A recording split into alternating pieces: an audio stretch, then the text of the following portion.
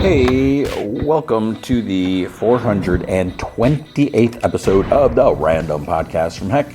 My name is Tony, and this is the podcast about random things in the world of entertainment, which includes movies, TV shows, and comic books. Big shout out to Andrew Loken. He is a big supporter of the show. You can be a supporter by going to patreon.com/gmanfromheck. Any amount you can commit to will be awesome. If you commit at the Rick Jones tier or higher, you get access to the Secret Podcast from Heck, which is an additional 30 minutes of podcast entertainment every single week. I recently did a bunch of off my mind, random comic, whatever topics. I've also been doing some look backs. We're looking at the what if. What I like about the classic what ifs is, things were different back then. So last week was like, what if Daredevil was an agent of S.H.I.E.L.D.? And it's an interesting, concept, Yeah, so we'll see what we do this week. Maybe another what if or something, or maybe an off my mind. I haven't decided yet. But if you can't commit to a monthly commitment, you can also help out by going to coffee.com/gmanfromheck, and you can buy me a virtual cup of coffee or 3. That's ko-fi.com/gmanfromheck. What do we have this week? So this week, what I kind of consider kind of like a chill episode. There's just a couple things so far. We're going to add, I think, next week. Next week, we'll probably have that pluribus, whatever. That started Friday, I think, as a recorded. I think there's only one episode. We'll see if I add that. And because I always debate with the TV. I mentioned before, when I look at the numbers are not consistent. So that means, for whatever reason, so whenever you listen to it, I'm grateful. When like this episode, we're, beginning, middle of November, when this episode comes out. Maybe you're listening to this in December 2025. Maybe you're listening to this in the future. Maybe you're in the year 2026 and you're listening to this episode because you wanted to hear about Predator, Badlands, or whatever. The way I'm looking at it is, if there's not, I take that back. There is, there's got to be some consistency. I'm just wondering, if are people interested in the weekly TV recaps, or are you just like, well, whatever. So that's. Yeah, I always wonder about that, since I don't know what your schedule is when you're listening. So we may have pluribus next week. This week, so I mentioned Predator, Badlands. That's our movie feature, and it's interesting because I kind of had like zero expectations going into this. I was just like, it's a Predator movie. Okay, whatever, we'll see. But I will say right now is like I was surprised. So we'll go with that. And then we have the second episode of It, Welcome to Derry, and the third episode of the second season of Adventure Time, Fionna and Cake. And then we have comics and news. Not a whole lot of news that I found. Maybe I didn't dig as much as I could have, but I didn't see a whole lot. The first thing, speaking of Predator, Badlands, we'll talk about that. But it's sounding like, and I don't have the final numbers just yet. They're probably going to be out soon as I record this, but not yet. They're saying that, it looks like a Predator Badlands 2 might be possible. And I could see that happening without saying anything else. It had a 4.8 million preview. That's how much it made. And I think that included some Wednesday showings, also Wednesday and Thursdays. And then it's estimated to make between 25 and 30 millions for the weekend. So by the time you listen to this, those numbers will be more concrete, so you can see where that's at. And I guess this is like the biggest solo Predator movie in maybe ever. I don't know, because I think it was, what was it? I think Alien versus Predator. I think that had a $38 million opening. So this is close. So that's good. What about The Running Man? So The Running Man is coming up. Is that this coming week? I don't even know it just yet. I'll look at that later. What does Stephen King think about it? About them doing another adaptation. And he's like it, I love it. He's like, it's faithful enough to the book to keep fans happy, but different enough to make it exciting for me. So that's good. I must have read the book, the short. I'm pretty sure it's a short story, right? I forget which collection it was. I don't think it was on its own. I'm almost positive. I could be totally wrong, but I'm sure I read it. But it was like so long ago, so I don't really remember anything about that. I don't think. Yeah, I'm not going to be able to listen to audiobook before that, but that's good to know. It's got Glenn Powell. I'm not necessarily the biggest Glenn Powell fan. I'm sure he'll do a great job. So we'll see. You'll hear about that when it comes out. Spider-Man: Brand New Day. I hesitate about this. Apparently, Spider-Man and Punisher, and I don't know, like how much are Spider-Man and Punisher going to be working together? Obviously, if Punisher's in it, they probably will be. So that's going to be kind of a weird dynamic. Apparently, there's going to be like some sidekick. There's some actress, Liza Colin-Zayas, and the reason I hesitated because I think she's in The Bear, which I don't know anything about The Bear, and I know a lot of people love that. So you probably know who I'm talking about, but she's supposedly going to be in it, some mystery character, and they're saying her name is Kathy. That who knows if that's accurate or not, and it's not really clear if she's a new character or based off of someone else or what, and I don't even know. I know nothing. Does she have powers? No. Is she? Yeah, but the report I saw, they're like whatever, they're referring to her as like a sidekick. It's like. I don't think Spider-Man's going to have a random sidekick. Whatever, we'll see. What about Avengers Doomsday? Word is supposedly there will be a trailer on the Avatar. Was it Fire and Ash? I just saw, I don't know if it was a new trailer when I saw Predator. There was a trailer for Avatar. I'm just not the biggest Avatar fan. I mean, they look spectacular. The stories, whatever. I mean, I probably will see it because I don't think anything else is opening against it. But yeah, I'm not super duper excited for it, especially because they're so long. And normally I'm a fan of long movies. I'm like, yes, give me my money's worth or whatever, because we're not going to get another movie for 2 or 3 years. Make it as long as possible. But yeah, once you hit that 3 hours. My bladder isn't what it used to be, so we'll see about that. In going in the opposite direction, Wonder Man Episode 1, apparently, so I think the running times for each episode are out. I haven't seen them, but I did see that apparently people are not super happy that the first episode, the running time is less than 24 minutes. So the first episode is like super short. That's like barely an episode. Because like sitcoms, like an episode of The Simpsons or whatever, those are like 23 minutes something, because it would come out to 30 minutes with commercials. But it's weird for like a Disney Plus show to be less than a half hour for an episode. But that's fine. Oh, and going back to Avengers, so I don't know if this is going to be a teaser trailer. And see, it's so subjective because sometimes teaser trailers can be like a minute, 2 minutes. Sometimes teaser trailers are like 30 seconds. So I don't know what we're going to necessarily get on Avatar. But then they're saying that there may be a second trailer, which maybe is the first trailer, depending on how you want to talk about it, might be on Spider-Man Brand New Day. So a way to give people reasons to go to the movies, I guess. I don't know. We'll see about that. And then Zach Kreger apparently has a movie coming out, or he's working on a movie for Netflix. It's a sci-fi movie called The Flood, but apparently it's stalled because because he wants it to have a theatrical release, and Netflix is like, yeah, I don't think so. And he's like, well, then I don't want to do this with you. I mean, I don't know how you can say that because you must have signed a contract.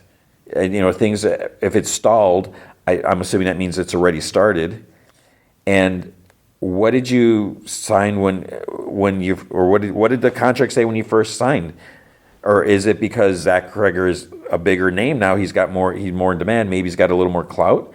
Can he just pull out and say, well, whatever, I'll pay a penalty clause. I'm not, and I'll take it with me. I have no idea how that works. So Yeah, we'll see about that. But why not? I mean, and is it a cost factor? Because I still wonder, does it cost to distribute the movies? It's not like the old days with where you have to make prints. That's got to cost something, and then to pack them into canisters, and then ship them out, and all security to deliver. That's I'm sure that was a cost to deliver movies to 3,000 theaters or however many screens. It's I guess it wouldn't necessarily be 3,000 theaters, because so I don't know about that. There's also a new trailer for Percy Jackson and the Olympians. So that's coming out on December 10th. This trailer was like 2.5 minutes. I enjoyed the first season. I watched this trailer and it looks good and everything. You got, I don't know, I don't think I've listened to the audiobook. I listened to the first one. I don't know if I want to cover it. And you can let me know if you have any interest. Part of it seems like, obviously this is geared more towards a younger crowd, and watching a trailer, it's like, there's the camp or whatever is in danger and all this. I just, there's gonna be a lot of drama, and I don't know if I want to deal with the drama, and I don't know if I'm interested in watching that, but. I take it back. I would watch it. I just don't know if I want to like pay super close attention and all that, because also we have Fallout coming out in December. I don't know if I mentioned it. I must not have mentioned it. I finished watching Fallout Season 1 last weekend. So I bought the 4K copy, even though I started watching. I watched I think 2 episodes. Well, no, I think it was only 1 episode. I don't know if it was either 1 or 2 on Amazon. And then I just started over because so I bought the 4K Ultra HD Blu-rays, and I watched those, and I really enjoyed the show. I like that we see like the present and the past. How did the world get to be where it was? And then there's some twists and stuff like that, and I'm a sucker for that. I like when there's like a nice juicy twist that kind of like flips everything on its side. So I enjoyed that. I'm excited for the second season. And as of now, it appears that Amazon is doing 1 episode per week. I find that hard to believe because it seems like they've been doing everything all at once. I really hope they do it 1 per week, because that makes takes some pressure off. But I still think that adds to the longevity of a show. I feel like when you drop everything at once, no one talks about it. Because it's the same thing. The news outlets are not going to cover it episode by episode because everything's out. They're probably not going to have time to watch everything at once. So maybe they're like, well, we're not going to talk about it. I mean, I don't know. That's how it feels like to me. And then the last bit of news. So... like last week, there was I'm pretty sure I didn't cover this. There was a report that what's her name? Millie Bobby Brown, right? That she filed like a harassment charges against David Harbour, and they said it wasn't sexual. But there was like report, like apparently he was bullying her and doing some stuff like that. And then it's like, okay, what does that mean? And apparently I don't follow the gossip stuff, but apparently David Harbour and his, I don't know if it was a girlfriend or wife, there's a lot of stuff that came out there where apparently, allegedly, whatever, he did not treat her well, and like all this stuff came out. So it's kind of sounding like he's not a good person or something. Something happened. And I don't know if this person was a singer. I thought it was an actor. I forgot the name. I apologize. But apparently she put out an album, and there's like, not that it's like a diss track or something like that, but apparently there's some stuff there. And then some people are like, oh, Florence Pugh or someone else, they're supporting her. And that's kind of, you're like, Florence Pugh and David Harbour, they obviously worked in at least a couple of movies, and are probably going to work again in Avengers Doomsday or whatever. So it's like, wait, is she agreeing with this? But then people are like, no, it does. You're saying to support. They liked a comment or they liked the post, not So it's like people were trying to make more out of it than it was. Going back to Stranger Things, I think it was Daily Mail, who has a questionable credibility. I don't read it, so I don't know, but I always hear people saying about that it's not always accurate. And they're apparently the ones that first talked about this. I kept seeing it come up. Like I would see like random other people talking about these harassment things, and everyone, I would see like threads come up or this or that, and people are like, what's the source? It's like everyone is attributing it to this one, I think it was the Daily Mail or whatever, just one thing. And some people are like, wait, are these older charges? Why is it just coming out now, like right before the season 5? That doesn't seem like a good idea, because then people may not want to watch the show if there's bad publicity. So it's like, wait, what's going on here? They had the premiere for season 5 last week in LA. There's pictures of David Harbour and Millie Bobby Brown on the red carpet, side by side, big smiles on their face, laughing, yucking it up, talking closely, between photos or whatever and everything. Doesn't seem like there's any tension or anything like that. Now, are they just doing it for the sake of, okay, we need to have positive, what's the word I'm looking for? Not promotion, positive buzz. I'm totally blanking. I feel like a dork because I know when I edit this, I'd be like, you're an idiot. This is what you're trying to say. So they need positive press, whatever, and they don't want this bad tension stuff because that's going to make people like, maybe I shouldn't watch it. I don't want to support this or whatever. And they are actors. Are they acting like they get along, and then after they're like, oh my gosh, I hate you, don't talk to me, or is it because they never commented one way or the other? So is this their way of commenting by saying, okay, you are ridiculous. Every one of you that reported on this one rumor piece, you're crazy. I don't know. Well, we have that. But yeah, Stranger Things is coming. When's that coming out? I don't even want to think about that either. But that's coming up. And also we have other stuff coming up, but that is going to be the news for the week. Okay, with comic books, so here's the thing. It kind of seems like it was a slightly lighter week. I still did not read everything. I came close, maybe not. I don't know.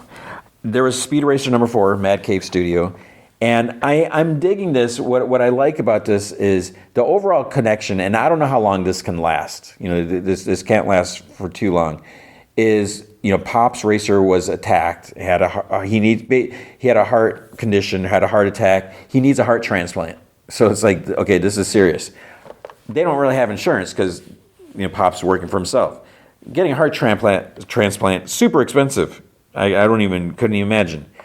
So Speed's like, well, I gotta do these races, and he was able to hook up with Trixie, and she has a corporate business or whatever, so they're kind of sponsoring that. But he still needs a place in these different races to progress, to go to the next one, and so forth, in order to try to win the big prize, and he can use that to pay for Pop's surgery. But obviously, there are some evil groups that want to win by any means necessary. And on top of that, these races, it's almost like an anything goes race where you can have like weapons, which is absolutely ridiculous, that you can basically it's okay to try to sabotage or try to literally kill your opponents in order to win. That just seems crazy. Raise the stakes for sure, but yeah, so Speed Racer has been targeted because he's good. He's won first in a couple things, and so the evil dudes like this kid's getting in our way or whatever. And Racer X, who is secretly Speed's older brother, Rex Racer, he's looking out for him too, because so it's cool you got that. Speed's trying to win the races. Obviously, that's what he always does. But now he has more of a reason. He's not just trying to win because he wants to be the best. He's trying to win because he needs to pay for Pop's surgery. And then we got Rex is there, or Racer X is, try to protect Speed because he knows that there's shady people involved. And then we got the shady people because they're just shady and they just want everything. So it's good. And one thing I did not like, I don't know if this was new for this issue, because as soon as I opened, I'm like, what the heck? And I don't think it was in the other issues, but the Mach 5 has like these red stripes on the top sides. Like if you're looking straight down, like from above, there's these stripes on the side of the top of the car, and I don't like it. It seems weird because the cars is like it's always been all white except for the red M on the hood and then the yellow and red 5 on the side. But now you got these stripes on the side, and to me it just looks wrong because it's just different. Although it's not as bad as Speed Racer the Next Generation Mach 5. That was like white and blue, and it's a totally different design. That was almost like sacrilege. Although I was okay with the show. I was, for what it was. But yeah, there's something with that red on there. It looks weird. I don't know. But I'm enjoying the comic, so we have that. At Dynamite, I'm not reading. I'm so far behind on Thundercats, but there was Thundercats Lost 8 came out, and then there's a new one, Pumra #1. Who the heck is Pumra? I do not know. So we got this other Thundercats, and I don't know if it's a flashback. I don't know if it's a lost Thundercat or what's going on. So, yeah, we have that. There's also, I feel bad, I didn't read this. Eat Your Young #3 came out. So this is the Brian Buccellato comic. And, as you may or may not know, I'm a big fan of Brian Buccellato as a person, as a human being, and as a writer. Brian is the best. And this book is it's definitely interesting. So you should be checking this out if you can. You can get them digitally. That's what I'm doing. So the third issue is out.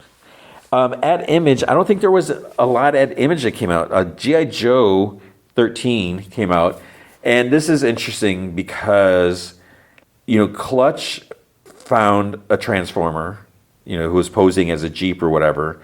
And they're at the G.I. Joe base, and it's like, okay, who are they going to tell? Cobra is like dealing with, okay, we're like almost out of Energon. We need more. And Cobra's like, oh, I can make more, but you still need the materials to make that. And they found like they're able to detect that there's like almost like this pulsing energy source. So it's like, what does that mean? We need to get that so we get more material and stuff like that. The Joes also detected this, and it turned out that Duke was on like R&R, and he was close by. So they're like, hey, sorry to bother you, but can you check this out? So he goes out there. It's just like desert, the area. It's like, what am I looking for here? And he's like, oh, wait, there's something up ahead. Cobra's there because Cobra decided he wanted to check this out himself. And Destro's like, what are you doing? And he's like, are you sure you want to risk yourself type of thing? And, but then this when Dreadnought goes with, and Destro's like, oh, it's really cool that you're so willing to work and protect Cobra, considering what he did, how he betrayed the Dreadnoughts. It'd be a shame if anything happened to Cobra. So you got that, and so basically Dukes is like, what is Cobra doing here? That's Cobra Commander. What are they looking for? And then stuff goes on there, and so what? I think you can see on the cover. I think it was on the cover, right? And then Duke is like, okay, he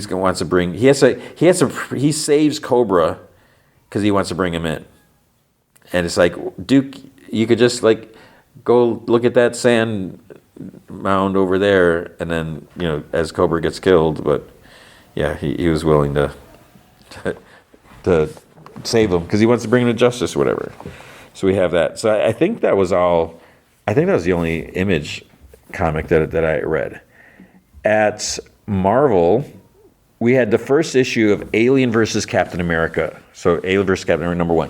I've been waiting for this. So was this announced at New York Comic Con? It seems like it would have been announced earlier, but maybe not. Or maybe I think it was San Diego Comic Con, right? Yeah, because I posted about it.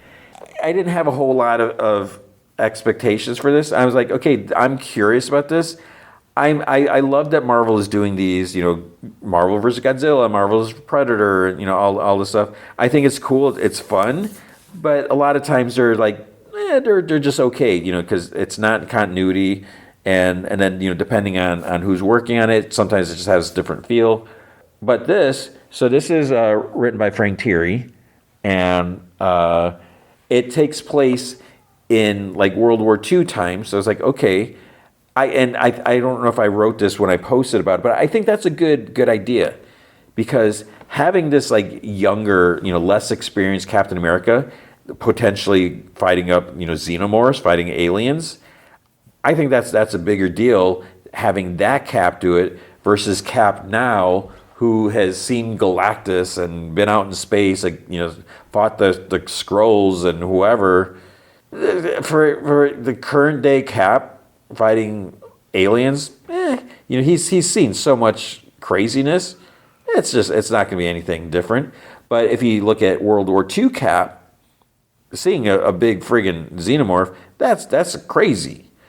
So basically Red Skull and was it Baron Strucker? They're trying to find some weapons to rule the world type of thing, and so there's going to be aliens involved. They find a hidden stash or something. I don't want to spoil anything. So that's not going to go too well. Oh, we had Amazing X-Men, Age of Revelations. Oh, these books. Ugh, they're just. This basically we have like Cyclops and some X-Men. They go up again. It's not magic, or it's not Ileana. It's Darkchild. So apparently, maybe Ileana is no longer alive, and it's just Darkchild, and so they have to fight, and they want Darkchild's help to teleport them somewhere. But she's like, "Why would I help you?" and everything, and so they sort of have to fight in a way. And it was just, who cares? I don't care. Then we had the Amazing Spider-Man 15. So what we have going on with Spider-Man is it's been alternating, because I think it's coming out twice a month. And it's impressive because Joe Kelly is, I think he's writing every issue. I don't know if what's her name? Justine, someone else is writing also. But we have Spider-Man out in space, and now he's joined by Rocket Raccoon and other people. Because he was like kind of, it had something to do with that. I keep forgetting that dude that kind of kicked his butt. And so he's out in space, and he's freed a bunch of people. So he's sort of leading this ragtag group. Then we also have like the Earth stuff with, the Spider-Man replacement. There's a couple people that are kind of replacing, posing as Peter Parker and posing as Spider-Man or whatever. So here. Yeah, and then Spider-Man's got this new suit, and we're like, wait, what's up with this new suit? And it's interesting, and that's definitely like developments are happening in that. The Avengers 32, I don't know how we feel about. Actually, I think I kind of know how to. I'm not super crazy about this, and I don't want this to just be like, oh, Tony like bagging on comics or whatever. So I love Jed McKay's writing. I've always been thrilled with everything that he's done, but part of this, we're at issue 32, which that's impressive these days. We don't usually go that high, but this is basically going back like stuff that happened 32 issues ago. All this stuff with like Kang and who he's fighting and everything, but the fact that spoiler. It was like revealed that this Myriad guy, whoever they're fighting, spoiler, is actually another version of Kang. So I guess what it was is Kang was so bored of like fighting and everything like that. He wanted a foe that was worthy. So he's going to fight himself. But it's like, is Kang really all that? Kang Kang's a conqueror. But it feels like every time we've seen a Kang story, he gets defeated. He gets his butt kicked. He's always seemed kind of like a weenie. But here we are, and he's fighting himself. And one of the things is like, there's this device, and we can create a new universe, but then that means it's going to destroy this entire, existence or whatever. And doesn't that mean he's going to destroy the younger versions of himself? And is that putting a threat to his existence? I don't even know. But just the fact that it's like King wants who's the big enemy? Who's fighting King? Who's his big whatever nemesis? It's himself. Yeah. So yeah, I'm not really digging it. Binary number 2. This is an Age of Revelation, and this is kind of weird. I like the idea. So Phoenix, Jean Grey, things were big, threatening. There's high stakes or anything like that. So she basically, she has sacrificed herself. But where is the power going to go? So she bestows it kind of upon Carol Danvers. So we got Carol Danvers as the Phoenix. And, she does, she's not an expert on the Phoenix Force or whatever. So she's trying to do the best that she can. And, so that's why we got the binary aspect, because, tapping into that version of her in a power set and everything like that. And then, I don't know. Again, what it comes down to is like, well, this is an Age of Revelation, so is it going to really matter after a while? So I don't know. Then we had Echo, Seeker of Truth. This is basically, it's like, oh, let's do an Echo story, but then there's also some other stories. There is, so this is by Taboo and B. Earl. But then there's a story from Avengers, 2012. And there's another, I don't know if this is a new one. I started reading it, and yeah, it just, I wasn't feeling it. And then I basically stopped. We got another Age of Revelation, Laura Kinney, Sabretooth. I didn't really get into the first issue, just because it's one of these Age of Revelations. I love Laura Kinney. I've since from X-23, I've always been a fan. I've always been in her corner. It's just the fact that this is the Age of Revelation stuff, and it's just like, yeah, okay, I don't care, So it's just so hard to get into these long shots. Yeah, it's like, okay, we got the X babies, cool, because they're so cute, and it's just, yeah, I didn't care for it. Moon Knight, Fist of Khonshu number 14. This is continuing the haunting of the Wrecker, so this is part 3. It's basically Wrecker, there's ghosts are haunting him, causing problems. So he goes to Moon Knight, he's like, hey, you owe me. I helped you break Khonshu out of the Asgardian prison. So they do some research, and it turns out that these are ghosts of people that Wrecker killed. So no wonder he's being haunted by them. And then he's like, well, yeah, but I was possessed at the time. So that's it wasn't really me that killed him. And then there's this dude who apparently lost some people, that Wrecker killed or something like that. Then he's like, well, I'm going to get revenge, so I'm going to teach myself magic. And there's whole things like it's not impossible, but it's not easy because, blah, blah, blah, stuff like that. So he's trying to get revenge against Wrecker and that. And, yeah. So, I don't know. Then we have Miles Morales, Spider-Man, number 40. And, I forgot her name. We have that one girl who is mad at Miles Morales because he won the lottery to the school academy, and like she was like one off, and she feels like she should have gotten in there, and I think her dad ended up dying because maybe they didn't have health insurance or something like that, so she's like, Miles doesn't deserve it, he skipped classes or whatever, this or that. So, and she's like super smart. She can make all these machineries, and I don't know if she's a mutant. She can like commune with the machinery. So she's been out to get Miles. And what drives me nuts is that she knows Miles is Spider-Man. And we see like a flashback like during Gang War where she's working with Hobgoblin and that. And she knows Miles Morales' secret identity, and she's not saying anything. That's like crucial. you can defeat any hero by saying, hey, I know your secret identity. Your family's at risk. What are you going to do about it?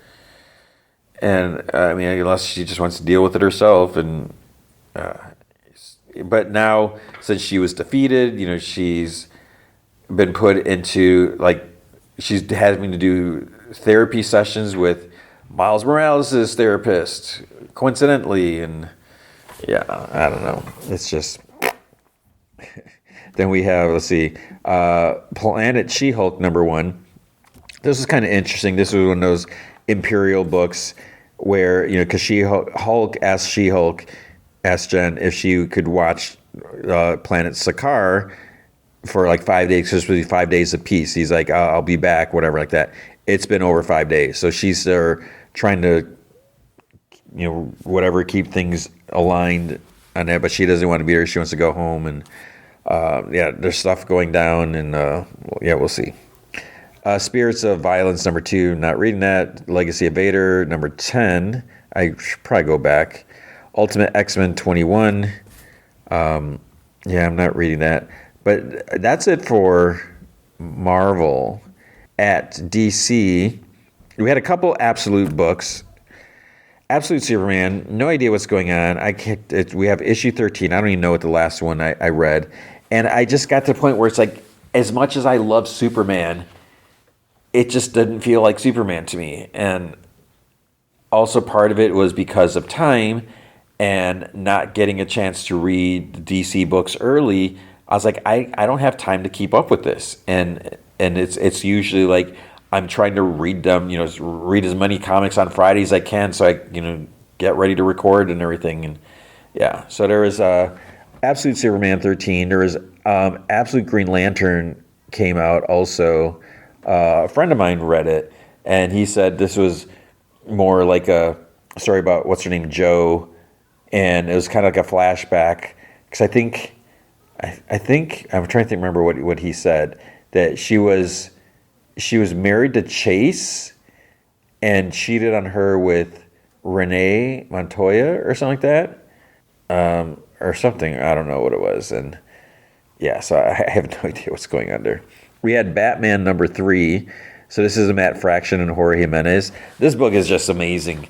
It's so good. And it's no wonder I keep seeing, like, getting press releases like third printing, issue 1's at third printing now, and people are just digging it. We got great art, we got great writing. I love Matt Fraction. I adore his writing, and he's just so like, not meticulous. There's like so many things, like so many levels and intricacies.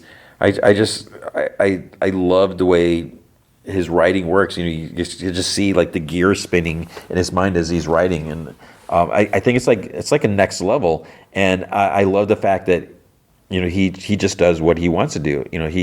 He could be doing like so much stuff, but he's like picks and chooses. He's not just trying to crank stuff out. He's going to do what he's going to do, and what he's doing is a lot of fun. We had a DC KO Night Fight #1, and it's like, what the heck is going on here? So this is Joshua Williamson and Dan Mora. I think it was Dan Mora. So really good art. So Batman gets killed in this KO fight tournament thing, because basically it's like, Darkseid is going to come back, and he's going to turn.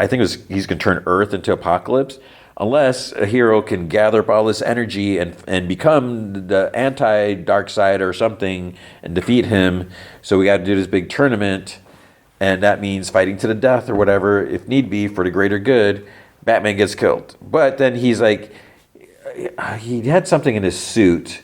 I think he had like a boom tube in his suit or something. So he teleported out, but then when he arrives and he's in Gotham, and it's like, wait, how long was he out? Because what's going on? There's someone else that's already replaced him as Batman, and there's like a whole different thing. There's like, he gets attacked by all these Robins, and I won't say who the Batman is, but then they're like, you shouldn't be here. You should just retire, and you're not needed anymore. And I don't even know what's going on. It's just, and then we get there's like some little tidbits of this or that or whatever. So I don't know. We had just JSA 13. I wanted to read that. I didn't get a chance. Same thing. I think that's all I read. Yeah, because then there was Birds of Prey 27. I still need to read 26. We have Batgirl 13. I think I'm a couple issues behind on that. And then that's all I would read because there's Cheetah in Cheshire. There's Poison Ivy 38. There's a Superman Book of L. There's Harley and Ivy. And then Gotham Academy year one. I need to look into that because I don't know if they're new stories or whatever, but that is it. That is comic books for the week. All right. Season 1, episode 2, The Thing in the Dark. I'm really digging this show. I think I'm kind of amazed with the show, with what they're doing. So, it's taken place before It Part 1 and It Part 2, taking place 27 years before. And I don't remember what I said last week, but when I first heard about this, I was like, why are we getting this? What are we really going to do with this? I was like, is this just going to be like the origin of Pennywise? It's like, we kind of already know that. It's like, what, not so much we kind of heard the story. But what I dig about this is it feels like just having like Dick Halloran there, that kind of says something. And the fact that we got Leroy Hanlon, who is Mike Hanlon's grandfather from It, Part 1 and 2. And so I feel like that they're doing like more with this, like kind of digging deeper. And, just the fact that, there's so much stuff that you can connect in the Stephen King universe. And I just think it's brilliant that, how they're just creating this new, story and everything. So I'm really curious to see like where this is going to go. And just all the stuff with like the government base and like what they're trying to do and everything. So just starting off, it rewinds a little bit from the first episode. We're back in the theater. Phil's talking about the mutant baby being from the army base. He tells Susie to run, jumps out at them. Teddy's grabbed, like kind of flung around in the air, thrown at the projection booth. Phil runs, but then Susie, she doesn't run with him. She drops down to the floor, and that's when Lily calls out to her from under the seats, a couple rows in front, and she's like, give me your hand. And then the mutant baby pops up, chomps down on her arm, and it cuts to Lily lying in bed, like her arms stretched out. She's like reliving the incident, and she like wakes up and like sits up. What's weird is we don't see, because it ended with her like screaming and covered in blood, and Ronnie's like, what happened? And then now it's like, wait, how's she back in her bedroom? Like, what's going on? Then we get the intro, and then there's a couple officers sitting outside Ronnie's kind of like tenement, whatever, the building. And so apparently the police are pretty sure that the projectionist is responsible. So what the people know is Phil, Teddy, and Susie died somehow, but there's no body. And they assume it was a projectionist just because he was there and because he's black. And so they're sitting outside his place, but they have no evidence. They can't arrest him yet. And so there's these two officers in the car. The younger one asks the older one's like, he's like, what do you think he did to him? There's a lot of blood. There's no bodies. And the older one's like, how the hell should I know? He's like, maybe he ate him. And the younger guy, he's like, are you serious? Or, like that. But then they start smiling, laughing. And he's like, those poor parents though. Inside, Hank's mom's like, she's like, she is so angry and everything. She's like, they're still out there. And Hank's like, well, they're going to stay out there until they either find those kids or figure out how to pin this on me. And she exclaims, she's like, I told them that you were nowhere near the theater when that ugliness happened. She's like, I told them that you were in there in bed, after watching the Andy Griffith show with me. She's like, I told them to ask you all about it. So then Hank's like, you think they're going to take my mama's word for an alibi? And she's like, they're trying to intimidate us is what? She's like, make you confess something you didn't do. And Ronnie's like listening from the hall, because she's supposed to be sleeping, whatever, still. And she's like, fudge him. And then Hank's like, Mama, calm down. She's like, Ronnie's still sleeping. And his mom's like, and she shouldn't have let those kids in the first damn place. He's like, they were just trying to figure out what happened to that Clemens boy, that's all. None of this is her fault. And she's like, it's your fault, filling your head full of that Hollywood nonsense. And Hank's like, she's safe, Mama. That's all that matters. And his mom's like, you're going to send that girl back to school next week. She needs that education if she's ever going to get the hell out of this town. He's like, Mama, kids missing, people watching us, whispering behind my back, your back, our backs. If you think I'm letting Ronnie out of my sight, you got another thing coming. And she's like, you can't protect that girl forever. Now Monday, she's going to march in that school with her head held high. Then Hank like sees Ronnie's shadow. He's like, Ronnie's like, I know you're there. He's like, and she doesn't come or whatever. He's like, Veronica Grogan. So she comes out and she's like, are they really going to try and pin this on you and take you away? He's like, no, baby, no. She's like, I heard you said. He's like, I know what I said. Nothing's going to happen to me. He's like, you hear me? So then Leroy Hanlon, he's sitting on a porch of his, residential house. He's got the paper in his hand. He's drinking a Pabst Blue Ribbon beer. And again, so I don't know if I mentioned this. I actually kind of did mention it. So he's Mike Hanlon's grandfather, which is I didn't catch that right away. I was like, Hanlon, that sounds familiar. Mike Hanlon's the guy that stayed in Derry. He was a librarian and everything. So his wife, Charlotte, and his son, Will, they pull up in a car. They just arrived there. So Will goes inside. He was excited to see his room. Charlotte hugs him. He's still a little sore, and he tells her that there's a little mishap on base, and it banged him up a bit. So he asks her, what does she think of the place? More space and quiet neighborhood. This white lady's walking her dog, looks at them. Charlotte waves to her, and she replies, she's like, good afternoon. She keeps walking, and Charlotte's like, you sure we're good here? And he's like, if anybody's got a problem with it, they can take it up with JFK. So Will goes in his room. He sees there's a telescope in there, and he's excited. Leroy tells Charlotte that he found a nice little secondhand shop downtown. Owner cut him a deal, and Will's like, it's exactly the kind I wanted. It's like, how'd you know? And Leroy's like, you think your old man doesn't know his own kid? And he's like, well, the last present you got me was a tie. And he's like, Will, you said you loved that tie. And Will's like, well, you can't see Jupiter with a tie.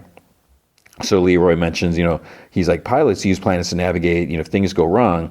And Will mentions yeah, with a sextant. And Leroy's like, yeah, it works better at night. In the meantime, it's like, we can spy on our neighbors. And Charlotte kind of shakes her head. And Will's like, I don't think we should do that. And he's like, yeah, probably not. It was just a joke. So we know that Will is obviously a really good kid. So that's good. Later, Leroy's looking at some files in a folder. Charlotte comes in the bedroom with a box. He tells her that, that was a good call with the telescope. And she's like, well, I figured, the last thing that boy needed was another baseball that he was going to use as a paperweight. And Leroy's like, he's like, at his age, I'd given a kidney for a proper mitt. And she's like, well, he isn't you. And Leroy's like, he's too smart for his own good. That's what he is. Charlotte's like, he's just trying to impress you. And then she says that, she doesn't like them being apart. And, because he's like, a part of what? And then she laughs. He made it like a dad joke. At the high school, on the sign, it's like curfew in effect. Be home before dark. And it's weird that these kids are in high school and they look so young. Because Will looks young. Teddy looked young. It's like all these kids. It's like they're in high school. Margie gets off the bus. She tries going up to Patty and the other popular girls. She tries getting on a conversation, but they're kind of ignoring her. One girl's talking about having a crush on some boy, and the other two's like, "Well, you're obligated to tell us." She's like, "We promise we won't tell anyone." So she says some guy named Scott, because he's turning into Dreamboat. So Margie, she seems to agree. She kind of nods, but then the other two girls start laughing. And Margie, she laughs loudly as well, like a fake laugh. And it's like, she's just trying to fit in. So the girls call him Scott the Snot. And Margie starts imitating him. He's like, oh, like that, because he can't breathe. And she continues, and then they stop laughing. And one of the girls like, that's enough. And the other one's like, yeah, don't be mean. Even though that's what they were doing. So then one oh, look who's back. Because Ronnie walks up with her bike. And one of the girls like, where did she get the nerve? And I was like, I can't sleep knowing that her dad could just crawl through my bedroom at night. And at first, do you think she knows where the bodies are? And so this is, it's just, I don't know why it bothers me so much. This is what people are like. They're just so ridiculous. Marge, she sees that Ronnie goes up to Lily, and Lily's like, it's like, oh, I was worried about you. She's like, I can't stop thinking about that thing. I don't know if she could really hear that or not, because I think, yeah, they're too far. Principal makes an announcement over like the intercom. He mentions last week's candlelight vigil for Teddy, Phil, and Sue. So like a week's gone by at least, or around there. But the kids don't seem to be bothered by the death. So as the principal's talking about this, it's like business as usual in school. And maybe because they probably weren't like the most popular kids. So it's like no one cares. And it's just, it kind of sucks. So there's just like chaos everywhere. Lily sits at her desk and she seems like anxious. She's like kind of like tapping her feet and stuff like that. Marge decides to try talking to her, and she's like, I just want to make sure you're okay. She's like, we haven't really talked since the thing happened at the theater. And Lily's like, I'm fine, thanks. And Marge is like, good. And she pauses and she's like, it feels like you've been ignoring me. And Lily's like, no, it's been hard. And Marge's like, I'm sure, I know, I bet. And she's like, look, I saw you before talking to Ronnie Grogan. And Lily's like, so? And Marge's like, so Patty and the girls really care about you, but they don't really know you like I do. It's like, why would they? What do you mean they care about her? So Marge's like, they see you getting cozy with you-know-whose daughter. They won't understand. I know you want things back to the way they were with us, with the patty cakes, and I can help. I want to, but you have to let me. How about eating lunch with us today? And she's like, Phil and Teddy are dead. Phil's sister is dead. Who cares about your stupid patty cakes? And Marge is kind of like speechless, but then the teacher starts a lesson. So she's going on about stuff. This kid barges in. It's Will Hanlon. And he's like, is this Miss Douglas' class? He's like, I'm sorry, but I couldn't find a room. He's like, I'm new. And the teacher, she's so rude, and she's racist. And she's like, are you new to the concept of time, Mr. Hanlon? And he's like, you mean like relativity? And she doesn't really know. She probably doesn't even know what that means. So she's like, there's no excuse for tardiness. Next time, your grade will reflect it. Take a seat. It's like, your grade's going to reflect you being tardy. I'm like, okay, that makes a lot of sense. And the kids like stare at him.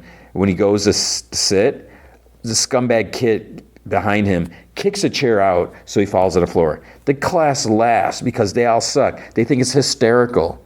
It's like, oh my goodness, if someone does that in my class, I go off on them because they could hit their head, they could get a head injury, and they're just falling on your butt, just to impact. And oh man, teacher's like, quiet.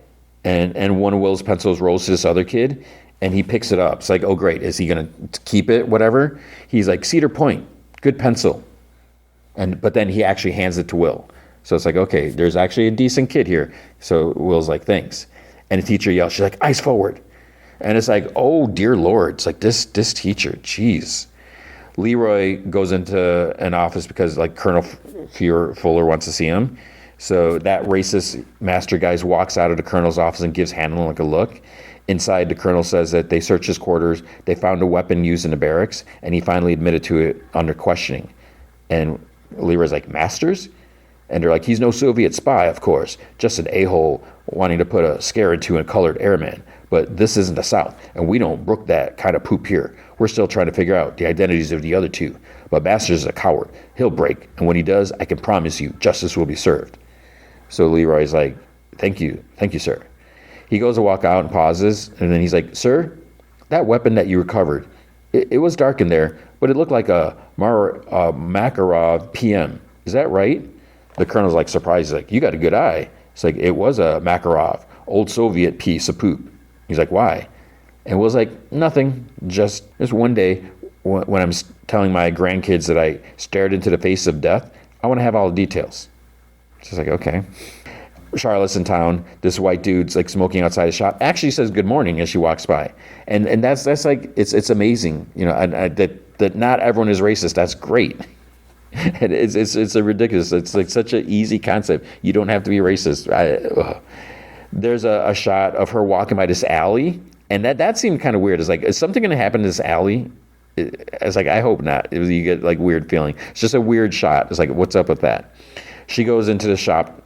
She buys some flowers, and she sees a dude in the back of a pickup. He throws an egg at this Paul Bunyan sign because they're putting up the Paul Bunyan statue in the park that we see like in the movies.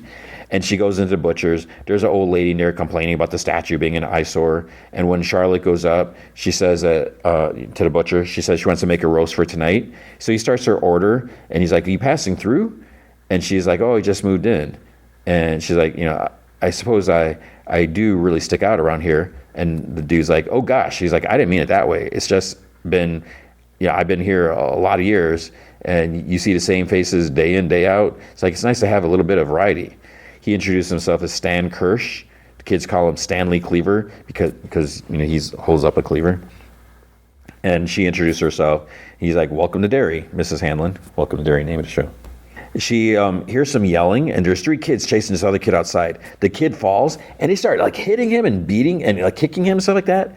Like the older people just like walk by, like no one's doing anything, no one says anything. She goes to the door, and she's like, why is no one stopping this? And Stan's like, oh, boys will be boys. What are you gonna do? She puts her stuff down, and she runs across the street. There's like cars like honk at her. She pushes kids away, and she's like, you leave that boy alone, you hear me? And they look her right at the eye, and they don't back down. And she actually kind of takes like a little tiny step back, and it's like, okay, what are these kids gonna do to her? And the kid on the ground, he gets up and runs, so then they chase him. And she yells, she's like, leave him alone. And the adults like let them run, and they stare at her, even like stare standing here in front of the shop. So it's like, it's so weird. It's like a wholesome little town. Sure, go ahead, beat up the kid. That's fine. It was weird. At dinner, and she's like, don't tell me boys will be boys. It's like, how about boys will be kind? Boys will stand up. Boys will be tall in integrity and their hearts. And she's like, and boys will be measured by their mom in a new house. So she makes Will get up, and so she can measure him, put a pencil mark on the wall. And she's like, it was pathetic, Leroy. Nobody seemed bothered by it in the slightest. And when I shouted, they looked at me like I was a crazy one. They looked like a bunch of starving dogs getting ready to tear into a piece of fresh meat. It's like, what are you doing outside of school in the first place? It's like, I got about a half a mind to track down those kids' parents and give them a what for. And Will's like, please don't. And she like looks at him like, did anything like that happen for you today at school? Any bullies? He's like, no, Mom. Although there's the thing with the chair, but I guess he doesn't mention it. She's like, this isn't about embarrassing you. This is about what's right and wrong. And he's like, and isn't it wrong to embarrass your only son the first week of school? She's like, don't get cute with me. You didn't see those kids. And then Leroy's like, yeah, those, the boy's right, Char. You should just leave it alone. And she's like, is that an order, Major? He's like, well, after Shreveport, I think the last thing that you need is to get involved. And then Will's like, can you guys stop fighting? And they both are like, we're not fighting. We're talking. That's just how we talk. And Will's like, can I be excused? And Charlotte's like, we didn't get to hear how your first day went. He's like, it was fine, Mom. Okay, can I go now? And Will's like, it's all right. Go on, son. So he leaves, and Charlotte turns to Lori. She's like, excuse me? She's like, we're all off living separate lives most of the day, and all I ask is for a little family time at night. And please don't bring up Shreveport like we didn't move here for you. And Leroy's like, so that brick through our car window, was that for me too, Char? She's like, so it's my fault now. He's like, I'm not the one that's causing trouble. I'm not the one that's making signs. I'm not the one sitting in places where I'm not wanted. And she's like, what's with you tonight? Why are you coming at me like this? And it's like, dude, what do you think? It's like, it's great that she's like willing to stand up for herself and others. It's a dangerous time. It's a disgusting time. And he's like, I'm sorry, baby. I had a day is all. And she's like, okay, you want to talk about it? And he's like, I can't. She's like, yeah, I know. Hank's mom's still complaining. And she's like, it's BS. The police, sneaking around outside our house, harassing us. And Hank's like, it's like, Ronnie's sleeping. And she's like, don't you shush me. You ain't the only one with keys to that theater. It's like, do they have police hanging around outside their house? It's BS. And Ronnie's like in her room. She like turns her aside in bed, and she sees like a picture of her mom on her dresser because her mom's dead. She pulls the covers over her head, and there's like a loud thumping, and her bed starts like moving.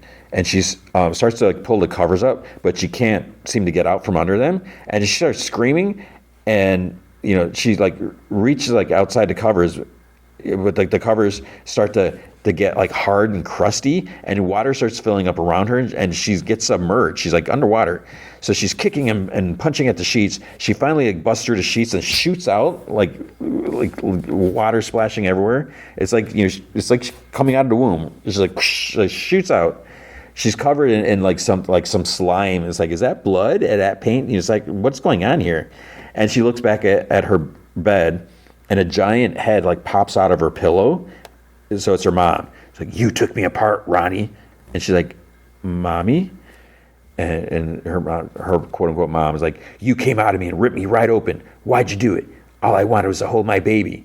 And now she has these big, giant, long arms. So her bed is turning into her mom. And then her mom gets lower. She's like, you killed me. Like you killed those kids. Like you're going to kill your father. They'll come for him. They'll take him away and they'll fry.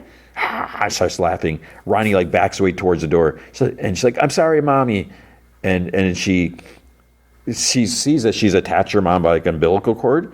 And her mom's like, come to Mama. So Ronnie starts getting pulled. She's pulling her by the umbilical cord. And her mom's belly now has a giant mouth with like razor teeth. So Ronnie tries like resisting. She's scrambling on the floor. Inside the mouth, there's like a pair of like yellow glowing eyes. So obviously Pennywise is behind all this, right? Ronnie starts like, this is gross. She starts chewing through the umbilical cord, and she manages to break through and rip it apart, like kind of like that, like almost like too quickly. She like catches her breath. She sits up, and she sees her mom's like still sitting there, and she pushes herself back towards the wall. And Mom's like, look at the mess you made.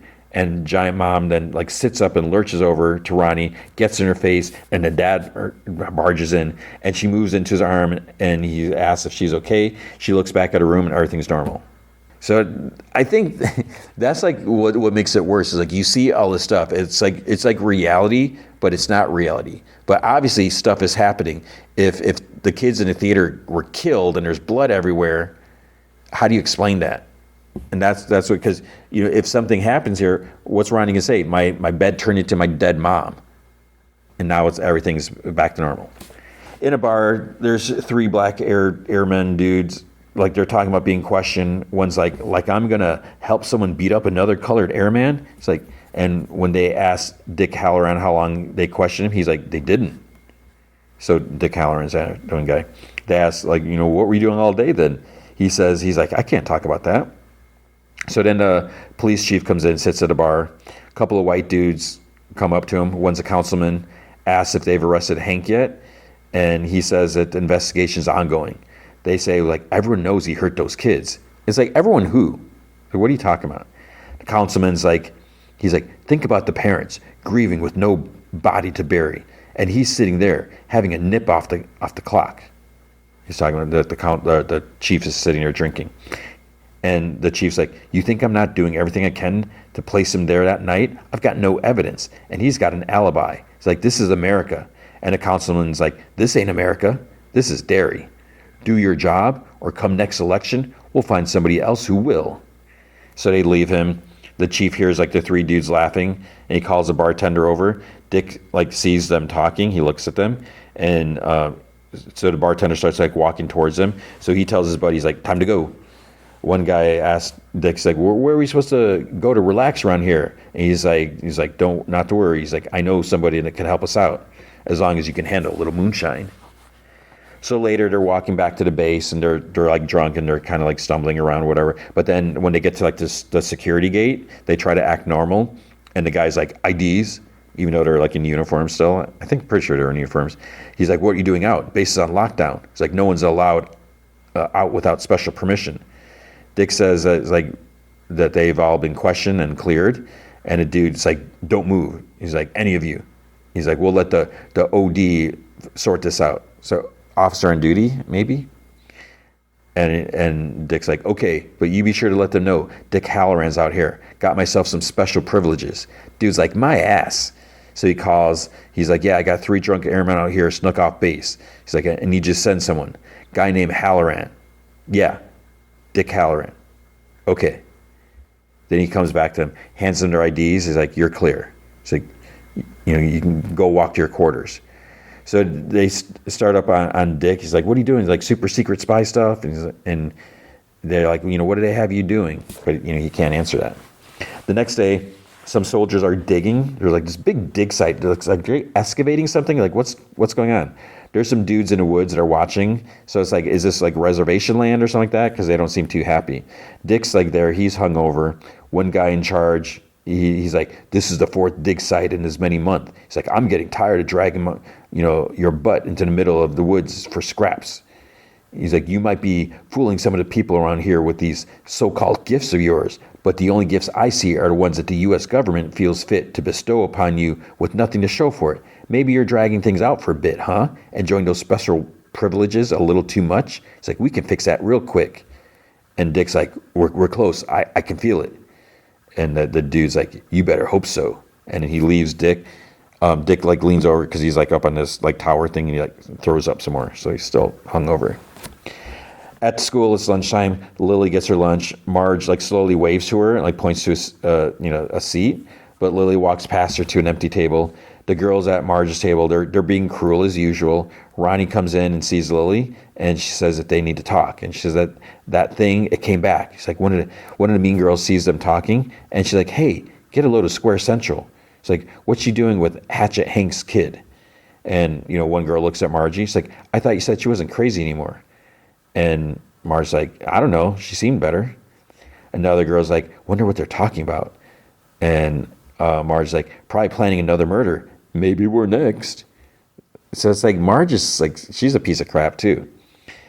And she makes like a gasping face, and the girls start laughing, and two of them are laughing, but the main one isn't too happy, probably because Marge is getting all the attention.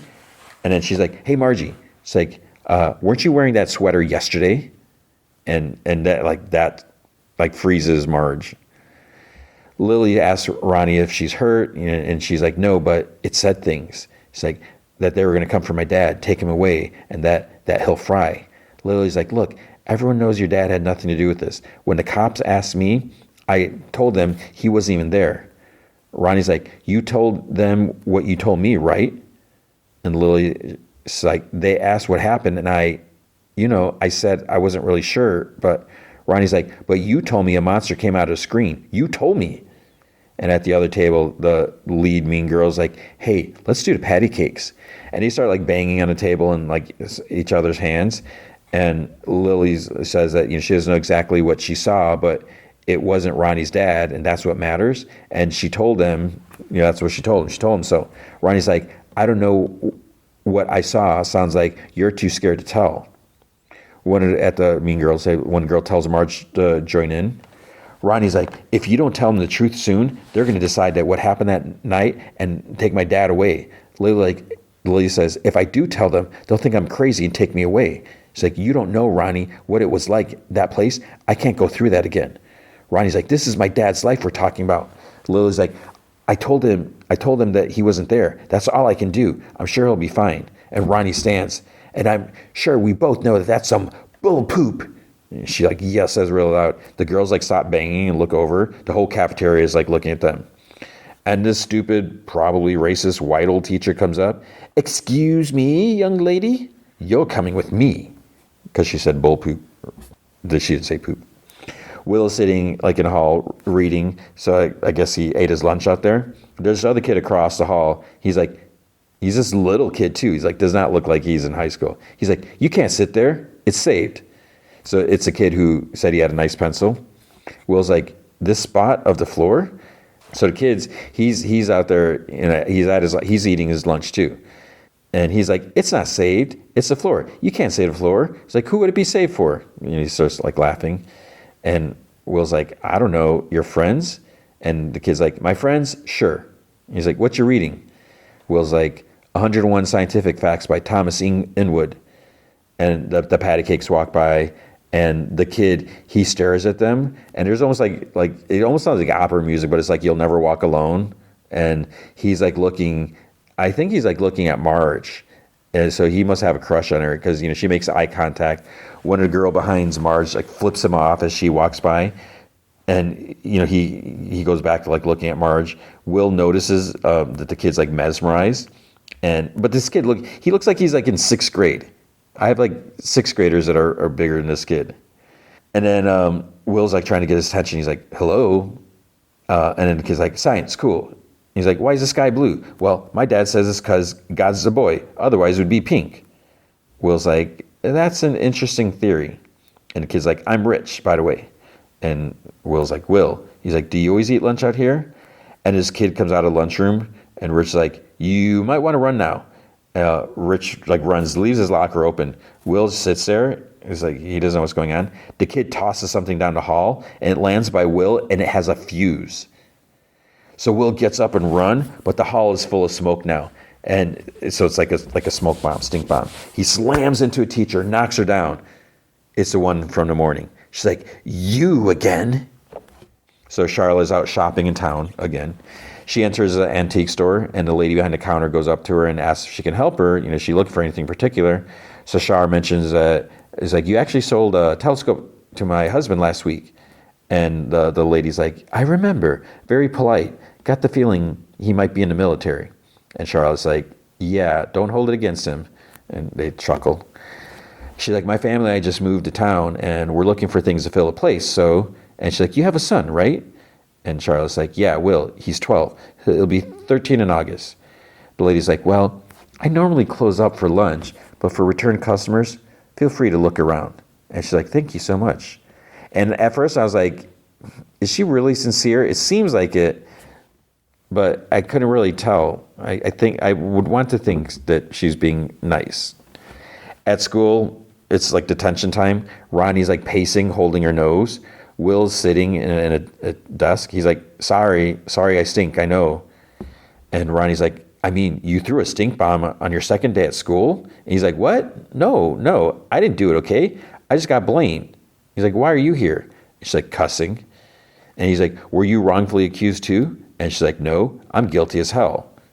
And he smiles. He's like, I'm Will. She's like, Ronnie.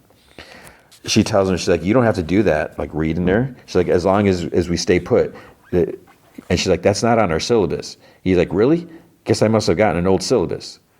And she's like, are you reading that for fun? He's like, no, and she's like, you're lying. This has got to be the first time a kid in this school has lied about doing schoolwork to cover up doing more boring reading. He's like, it's not boring. And she's like, all right, then what is it? He's like, well, science is interesting. He's like, take that stink bomb. You know it's made up of different chemicals, right? Mostly ammonium disulfide and some other stuff. But the point is, those chemicals, it's the same exact stuff that makes up the clouds around Jupiter and Venus. So yeah, maybe I smell bad, or maybe I'm just covered in stardust. And she's like, you're weird. And he's like, takes one to know one.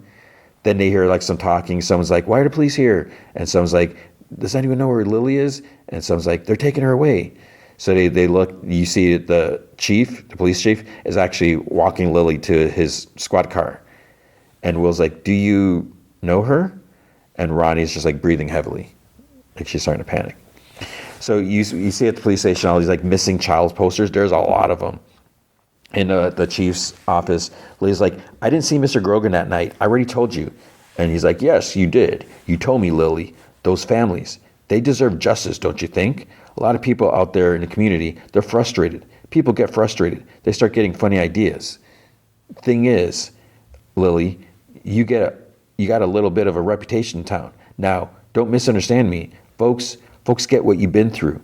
You know, things no little girl should ever have to deal with. The people know that. They know that. They also know about your time at Juniper Hill.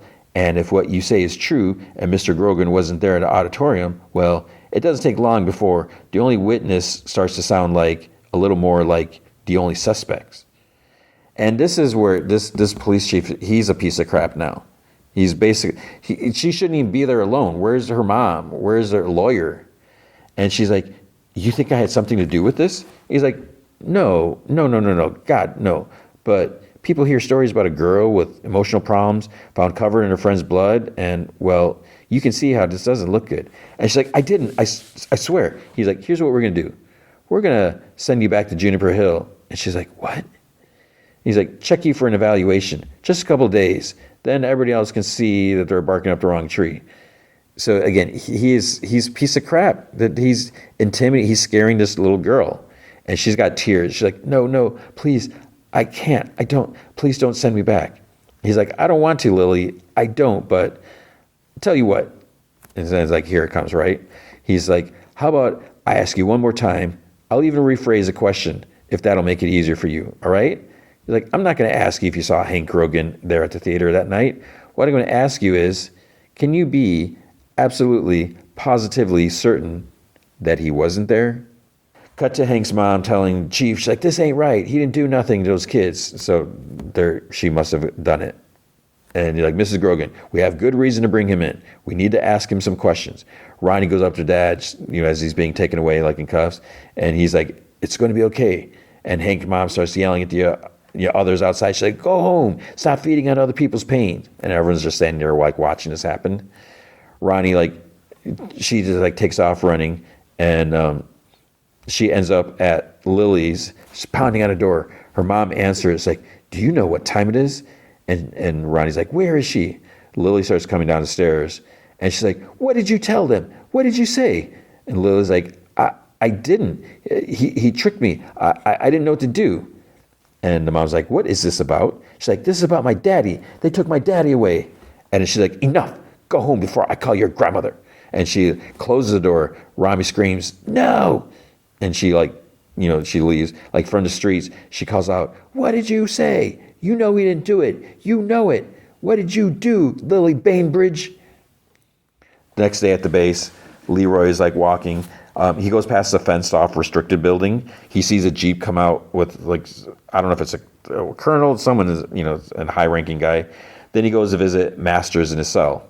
And the guy's like, how did you get in here? So the soldier officer that let him in, he's black. So Masters like, what? All you fellas sticking together now? Is that it? He's like, you come to get your pound of flesh? He's like, well, come on in, Poitier. He's like, water's fine, Sidney Poitier.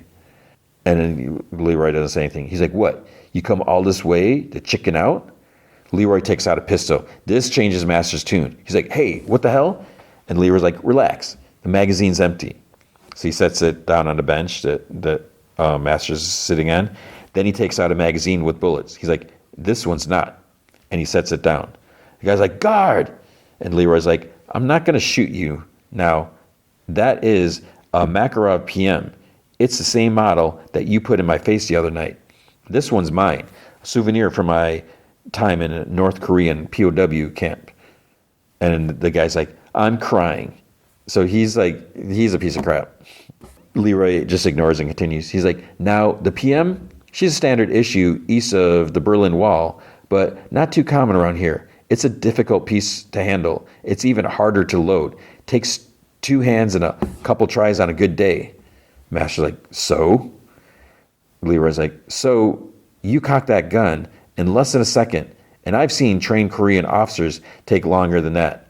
Masters, I don't know what you're doing here, but you sure as hell weren't in my room the other night. And he's like, so you think that I don't want your black ass out of here? And Leroy's like, oh, I believe that, but I pulled your file, and near as I can tell, you can barely strip down an M16, much less handle a Soviet pistol like you're married to it. It's like, there's a lot of interesting things in that file. Article 15's up the wazoo for everything from drunk on duty to punching out NCOs. Your mama must be real proud. He's like, you leave my mama out of this. And Leroy's like, sure, just as long as I don't have to leave this out of your mama. He's like, with the, referring to the gun. Masters grabs the gun and the magazine. He starts to load it, or he's trying to load it. And then Leroy's just standing there watching him struggle with the gun. After a few seconds, Leroy's like, that's what I thought. And Masters knows that he tricked him. So Leroy just calmly takes the gun out of his hands. So then later, Leroy goes to General Shaw's office. I just thought you should know you have an innocent man locked in a stockade. He's a racist a-hole, but he's innocent. General's like, bastard signed a confession. And Leroy's like, yeah, well, he lied, sir. He's like, he told you that? And Leroy's like, in so many words, I'm going to file a report with the OSI to request a further investigation. So the general's like, I see. Will that be all, Major? He's like, yes, sir. Thank you. So he starts to walk out, and he's like, Major Hanlon, why don't you have that seat now? And he's like, I needed to know if word of your brain injury in South Korea were true. And Major, you did not disappoint. A damaged amygdala, 50 years in the field, and I've never heard of such a thing. I spent enough time in combat to know a brave man when I see one. But you, Major, are the rarest of creatures, a man without fear. And I've been looking for someone like you for a long, long time. It was a test, son, and you passed. He gets up. And Leroy's like, I think I heard enough. And he's like, now hold on. He's like, who was in the mask? And Joe's like, does it matter? He's like, do I want to know who beat me with a metal pipe? Yes, sir, I do. And he's like, it wasn't supposed to happen like that. And I'm sorry, but I promise anonymity. And I don't burn my people. He's like, and Masters? He wasn't there. I was like, I understand you're obligated to report me, but before you do, I do ask you to take 10 minutes to hear me out. So we see Lily walking down the sidewalk in town. She goes in a grocery store. Her mom, she says, tells like the manager, her mom's working double. She says she's grabbing stuff from her list, pushing a shopping cart. Then there's like a thud.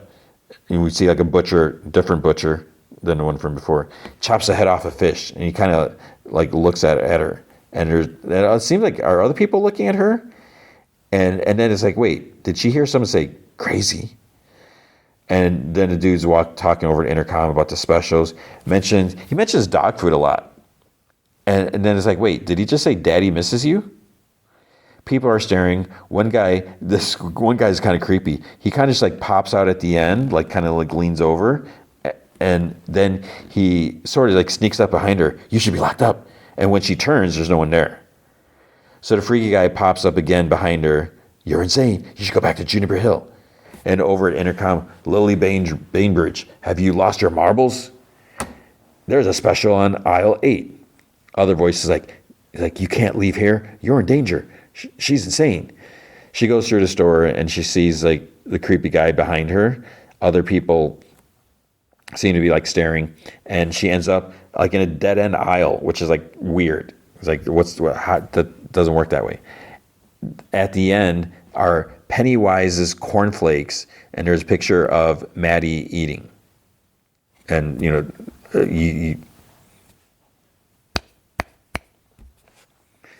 the row beneath has like a rotting teddy on the box, and the next one has Phil with like a zombie teddy and like his head's like part missing.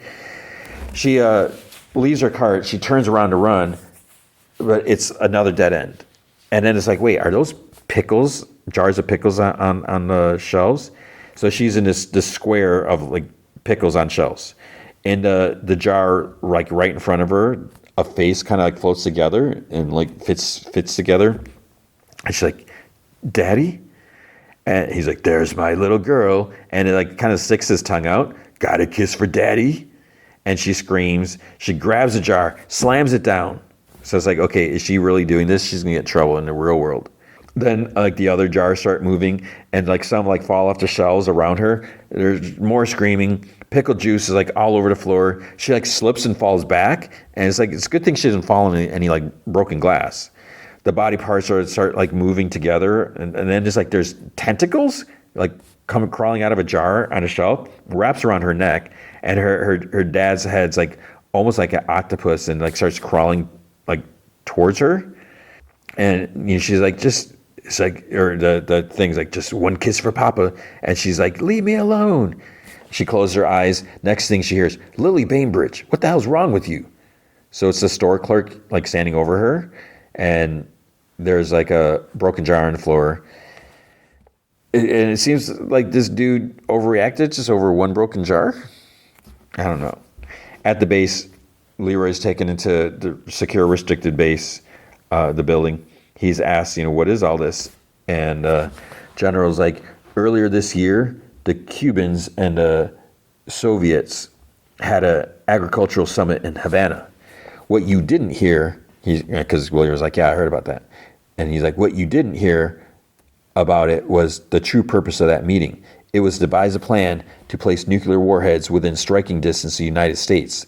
With launch capabilities in Cuba, the Soviets could hit every major city in the United States within minutes. It's like, what you're about to see may be our best and only hope to prevent that. So there's like this kind of big control room, and there's like this kind of booth like overseeing everything. General like dismisses all the personnel in there. So he continues to Leroy. He's like, welcome to Operation Precept. It's like a classified DOD crash program with a single purpose. And Leroy's like, you building a weapon? He's like, close.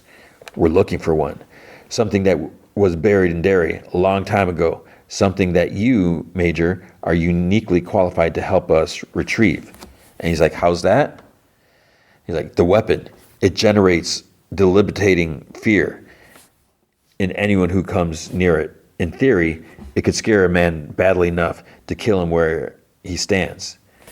And Leroy's like, but what is it? Some kind of machine?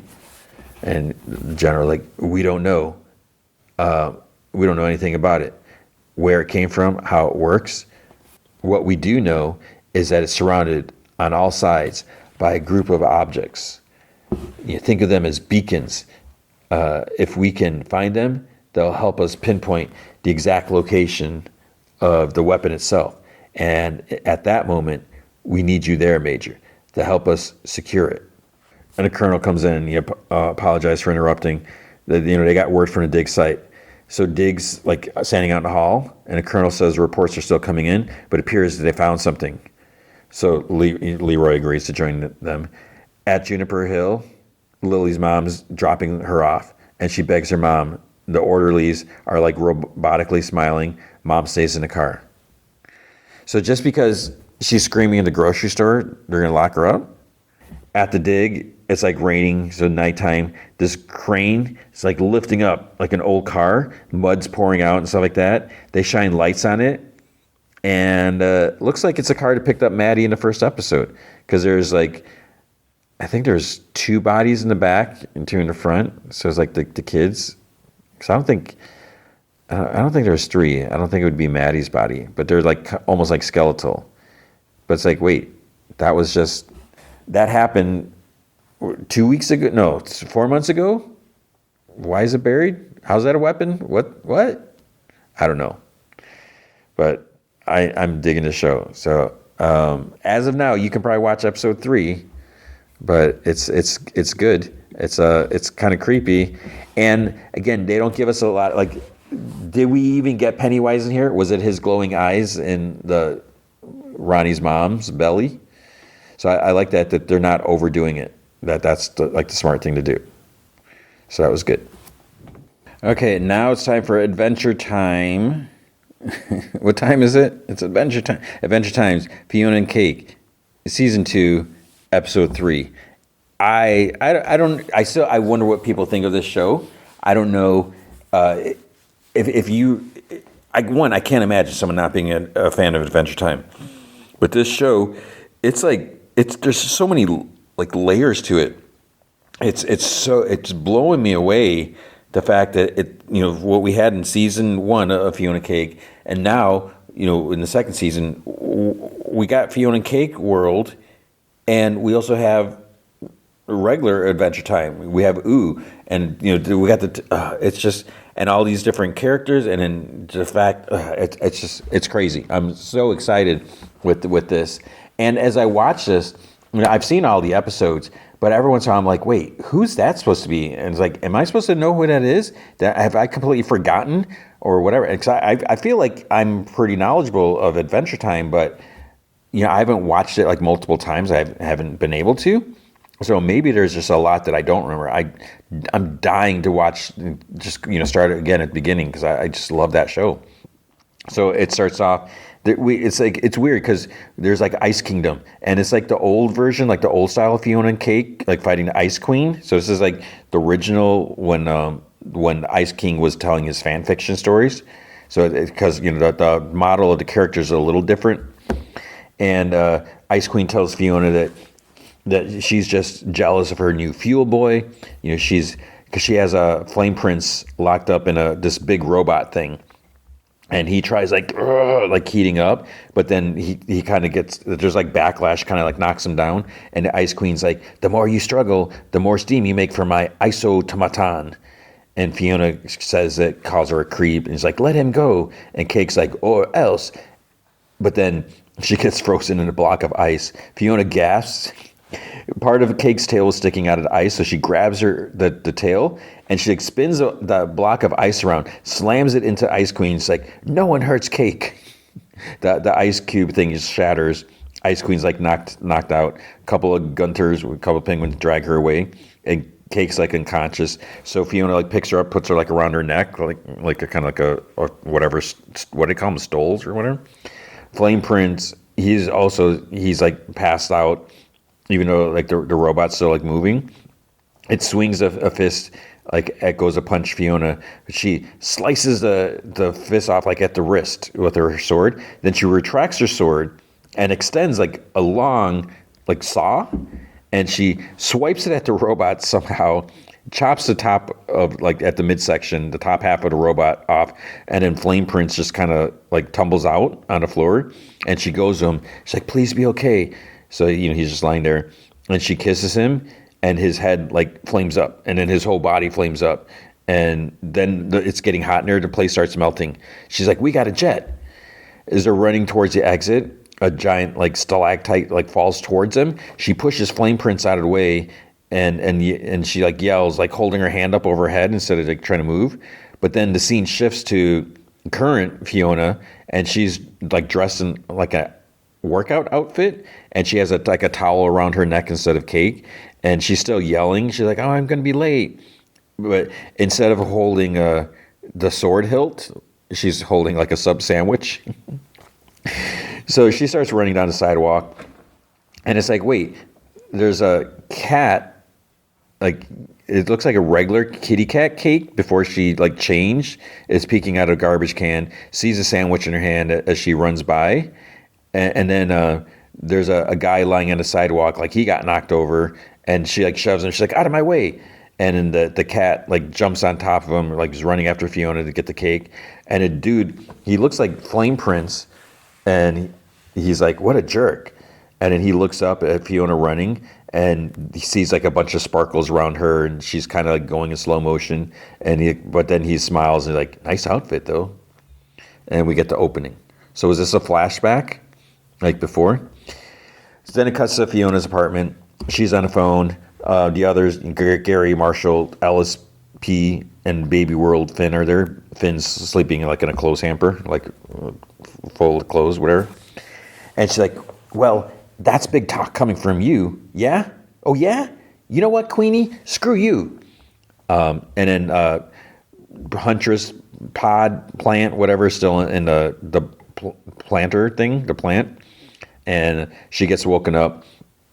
Fiona's like, "You can take your interest rate and cram it in your escrow." And she hangs up and tells the other, she's like, "Queenie wants $50,000. Like the three dudes, they all gasp. They have like some bills and change on the bed. Like I guess they're pooling it together. She's like, "And I kind of pissed her off. So if it's not in her hands by the end of the week, the sweet spot's going to be turned into a parking lot." Gary's like, "No." Huntress plant pod thing sees like water dripping next to the pot, like on the shelf. She tries reaching for it. Ellis sighs. "So it's come to this." He holds up like this blue, like it's a barrel piggy bank. The others gasp. He's like, "Forgive me, little P." He smashes it over his head. It looks like some bills might have fallen out, but then there's really just change and bottle caps mostly, and like some screws and buttons. Marshall's like, "I don't think that's legal tender." And Ellis like, "Actually, I'm going to need that back." Huntress plant thing is like stretching. A leaf like sprouts out of her side. Fiona thanks Ellis for trying. The radio is about to play DJ Flame's hot new single, and Cake like reaches over, shuts it off. Ellis says to Marshall, he's like, "Your mom is loaded. Ask her for money." And he's like, "No way." Like, "Come on, rich boy, cough it up." And Gary like puts a pillow over Ellis's face, and it's like, "We could do a bake sale." It's like, "I can make gourmet cookies." And Cake's like, "Can you bake like 1,000,000 of them?" And Fiona's like, "Or one really expensive cookie, like some kind of fundraiser?" And Marshall's like, "Oh yeah, I see my mom pull in a lot of money from those." And she's like, "Tell me everything we need." And he's like, "Well, we'll need a venue, invite performers, sell tickets and merchandise." She's like, "Write it all down. I'll never remember all that." Huntress plant thing pulls like a twig off the stem in the pot, along with like a dry leaf from the plant, and she's like reaching out towards the water. She's trying to get water for herself, I guess. And Fiona's like, "This is perfect, and Marshall can play the music." And his eyes go wide. He's like, "Oh, I don't do big crowds." She's like, "But you're so good." And he's like, "Nah." And then a sparkly image of Gary like blushing, surrounded by roses. He's like, "Yeah, babe, you'd be so great." And Marshall's like, "Okay, fine." And Fiona's like, "Yes." Baby Finn like wakes up, rolls off the hamper of clothes, and like crawls over to the plant. Huntress plant stem manages to catch a drop of water on the twig and the leaf that she's holding out, but it snaps. Baby Finn peers in the pot, reaches to grab for her, but then Fiona picks him up just in time. It's like, was he going to help or hurt her? She tells Ellis to take Baby Finn back to Pep Tank, and she says she has an idea for where they could host a fundraiser. She's like, this is going to freaking work, you guys. I know it. So they all leave, and Huntress plant is like frustrated. And then it cuts to Prismo's place. So Prismo, he's like in his hot tub. Cosmic Owl is in the hot tub, like watching they're watching Huntress on a wall screen. And the owl's like, booyah, you owe me 20 crystals. Prismo was like, dang, I really thought Baby World Finn was going to eat her. 30 crystals on Huntress drying out before Fiona notices. And then Scarab from season 1, he's like, like a shadow on the wall now or whatever. He's like, what are you doing, Prismo? Why are you letting this crossover slide? And he's like, it's not our jurisdiction. Get in the tub, Scrabby. He's like, but she's in the wrong universe. And he's like, cutie, the forces that brought Huntress to Fiona World are beyond the multiverse. He's like, there's nothing beyond the multiverse. And Prism was like, okay, I'm not supposed to tell you this, but you've been cool. And he like reaches out a hand to change the channel on the remote. This is the multiverse as you know it. And it kind of looks like kind of pods or globs or whatever. He's like, and this is what she's dealing with. Then it turns like green and there's like kind of like lines, like veins or whatever. And Scarab's like, whoa. And Prism was like I said, not our problem. He's like, then whose problem is it? Cosmic Owl's like, who cares? He's like, I just want to play games and not think about all this stuff. And then his beeper goes off. He like groans. He's like, another croak dream. And Prism was like, croak dream? Cosmic Owl's like, later, Prismo. And he like flies out. And Prism was like, dude, I love croak dreams. He changes the channel. Scarab exclaims, he's like, but the green stuff, I have so many questions. And Prism's like, shh, I want to see who bites it. And then, Finn is getting a sort of CAT scan. It's like, wait, is Finn going to bite it or someone else? So he's in, like, there's all this, like, machinery. He scratches on his back. Princess Bubblegum's looking at the data, like, it's like, the readout is like a strip of candy. So she, like, tears off a piece, but, like, she eats it and doesn't really read it. And she says to Marceline and Simon, she's like, he's definitely poison and it's killing him, but it's also keeping him alive somehow. And Simon's like, how does that make sense? And Bubblegum's like, I don't know, it doesn't. Marceline bangs on the glass and yells, she's like, Finn, I'll kill you if you die in us. Bubblegum's like, I can fix him. I just need more samples. So the machinery pulls like some scab off the scratch, which looks like it would hurt. Blood is taken from his arm. More blood is taken from his buttock, like kind of pull his pant down and like whatever needle goes in his butt. And Marceline's like, you guys hear that? There's like some chatter outside. Marceline grabs an umbrella to see. There's a bunch of princesses coming that way. Banana guards stop them at the gate, tell them to please stand back. From a balcony, Bubblegum's like, what do you guys want?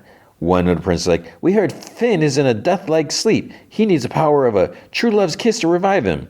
And I don't know why it is so funny, but Bubblegum's like, blows a raspberry. It's like, that's fairy tale woohoo. And Lumpy Space Princess shoves her way forward. Out of my way! Like, I'm the only true love Finn needs. And the princess like shoves her back, and LSP's like, don't push! And they start fighting. A banana guard is like, this is exciting. And then Bubblegum's like, banana guards, lock the gates. They're like, yes, Mom. So then how do they lock the gates? They just like, they like lie in front of it on top of each other. LSP like gets out of the cloud of fighting and she takes her cell phone and she's like, Turtle Princess, I need backup. It's like, these trenches are trying to steal my boy. And then she gets pulled back into the fight. Fiona is at a tree talking to someone. And she's like, the little miser wants $50K, so we need a cheap venue for this weekend. She's talking to Hunter. Hunter is like in a tree with like a chainsaw. He's like, that much, huh? And he's like, please stand back. Because, he's chopping parts of it, some branches down. She's like, and I was thinking, the air is free, so why not do it in the park? And I figured you could help us with that. And Hunter's like, I can't authorize that, but I can set you up with the park committee. And she's like, really? He's like, now, seriously, step back. But she doesn't, and a branch falls on her.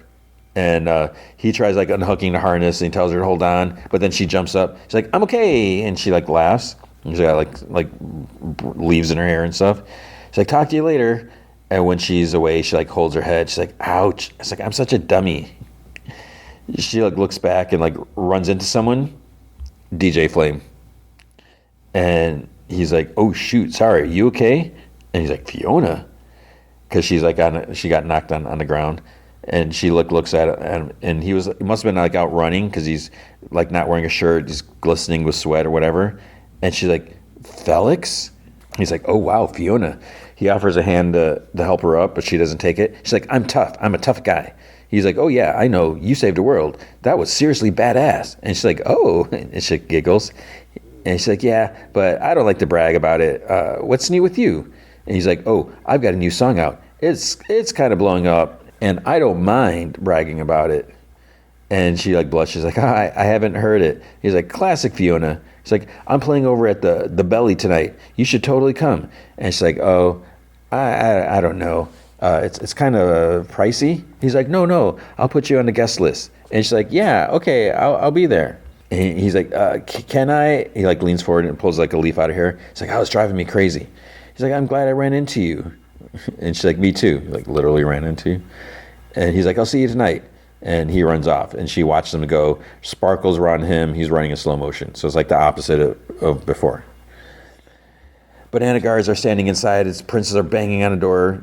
This big princess, I forgot her name. She's like a big hulking princess. She breaks the door down. The others follow in. They're like, "It's a princess invasion." They like rush upstairs. Simon like looks out of the hall. He sees them, slams the door. PB's like looking through a microscope. So she adds some like drops and stuff to like the cells, but it like starts forming with its rejected. She flips the tables and yells. And Marceline's like, "We'll figure it out." And Simon's like, "Yeah, and Huntress Wizard's working on something, I think." And she's like, "What? Forest magic? We don't have time to wait for Huntress Wizard. The longer he's like this, the harder it's going to be to get him back." And Marceline's like, "Don't flip out on me now, PB, yeah, but maybe we should give this kiss thing a go." And PB's like, "A kiss can't bring somebody back from the brink of death." And she's like, "That's not what you told me last night." And she kind of like blows like her she's like, "I did say that." Cake sits at a table in Lemon Crab's coffee shop, and she's trying to think of what she can add to the Sweet Spot fundraiser, like flyer thing. She starts to draw a guitar, and she hears some laughing from outside. And it's Bandit and Kehoe. Bandit's like, "Stolen cotton candy just tastes sweeter." So Cake was looking at him, accidentally drew M. Cron's face at the end of the guitar. So she picks up her phone and she texts. It's like shorthand and misspelling stuff or whatever. And she's like, "Hey, it's Cake. Want to hang out tonight?" And she hits send right away. And she gets a message like immediately. And it's like, "Yeah, what did you have in mind?" She smiles and thinks, and then she whimpers and screams. She asks an old lady at the table next to her, like, "What's a cool thing to do on date?" And she's like, "Well, in my day, we'd go dancing." Fiona like busts and open, like comes in the door. She's like, "Cake, we're going clubbing." Like perfect timing. So later they're in line. Cake's in her like humanoid cat form. M. Crom's like standing behind her. Fiona is like dressed up. She's wearing like a crop top, like a blue skirt, like white knee boots.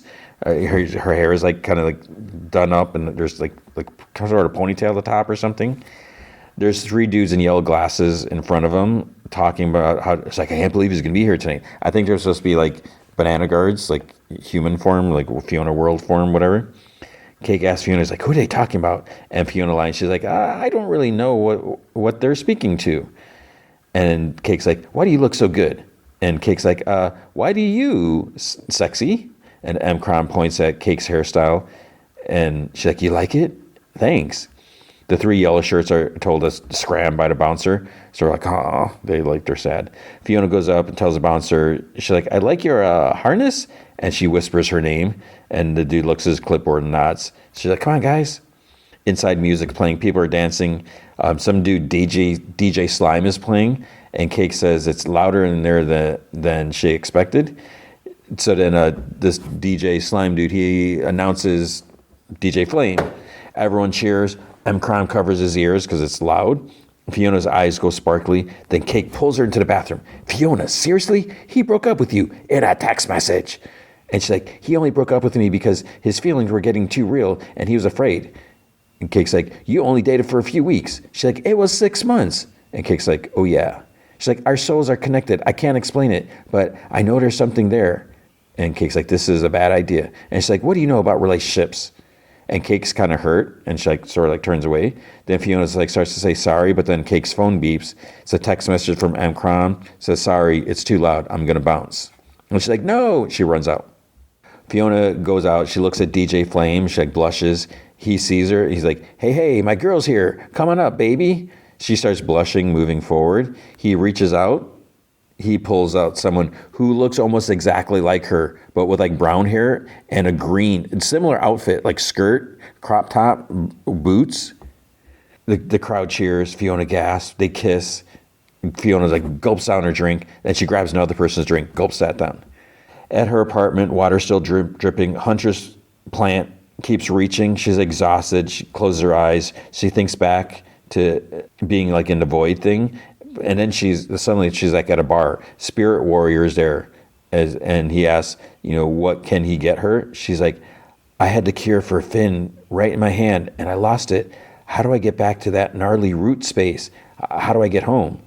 And he's like, oh, you want to go where everyone knows your name? He's supposed to be like Coach from Cheers. She gulps. She's like, yes. She tries drinking the water he pours, but it disappears when she tilts the glass back.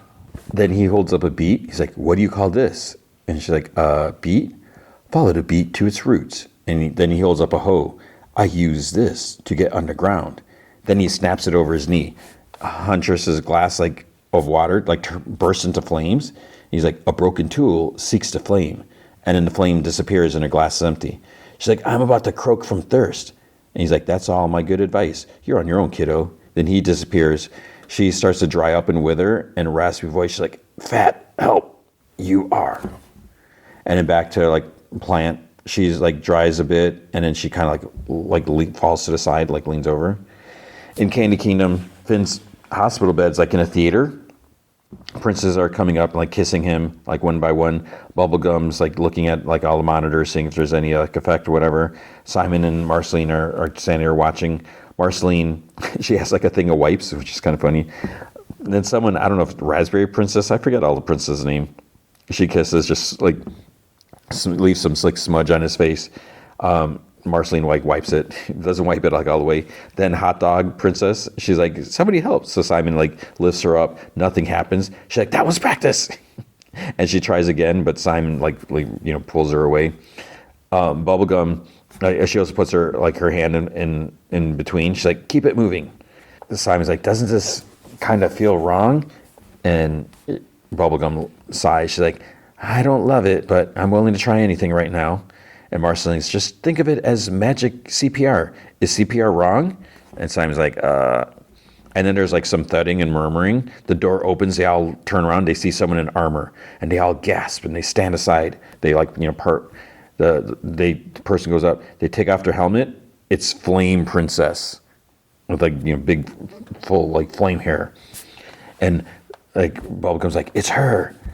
So the others and the banana guards are murmuring. Flame Princess kneels closer. She's like, hey, F to H on death's door, but still as pretty as ever.